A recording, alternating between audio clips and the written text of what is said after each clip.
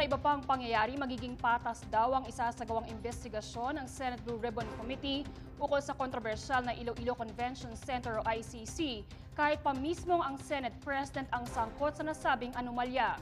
Ito ang tiniyak ng chairman ng Senate Blue Ribbon Committee na si Senator Teofisto Ginggona III. Matatandaan na naharap sa kasong plunder sa Ombudsman dahil sa umunoy overpriced na convention center sina Senate President Franklin Drilon, Tourism Secretary Ramon Jimenez at DPWH Secretary Rogelio Singson. Ayon kay Ginggona, nitong mga nakalipas na mga Senate hearings ay napatunayan na naging patas ang Senado kahit pa nasasangkot sa usapin ang mga miyembro ng mataas na kapulungan ng Kongreso. Kasama na dito ang usapin sa pork barrel scam.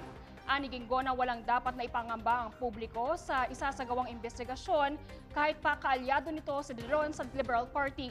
Nauna nang sinabi ni Drilon na dadalo siya sa hearing sa Huwebes, subalit para lamang i-manifest na mag-i-inhibit siya sa pagdinig at hindi siya magtatanong sa mga resource person. Hindi rin niya i-cross-examine ang nag-aakusa sa kanya na si dating Iloilo Provincial Administrator Manuel Mejorada. Itinanggi ni Drilon na overpriced ang pagpapatayo ng ICC at giniit na dumaan ito sa tamang proseso tulad ng bidding.